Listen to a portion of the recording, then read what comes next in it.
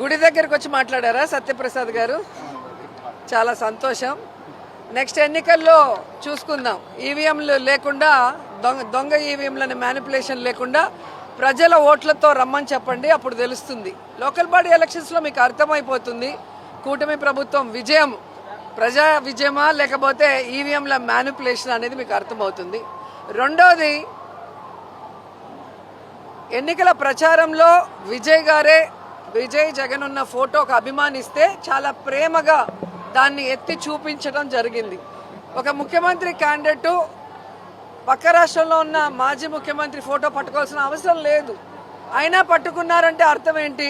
జగనన్న లాంటి నాయకత్వం నేను ఇస్తాను అని ఆయన చెప్పకనే చెప్పాడు. ఎందుకంటే విజయ్ గారి డ్రెస్సింగ్ చూస్తే జగనన్న గారి లాగే కాకి ప్యాంటు కాకి షర్ట్. ఇంతవరకు ఎవరు కూడా ఏ ముఖ్యమంత్రి క్యాండిడేట్ అలా వేసింది లేదు. ప్రజలకి దగ్గరగా సాధారణ వ్యక్తిలాగా వాళ్ళు ఎప్పుడూ ఉంటారు. సో ప్రతిదీ కూడా మీరు చూస్తే మాట కానీ, ప్రజలకు ఇచ్చిన వాగ్దానాలు కానీ,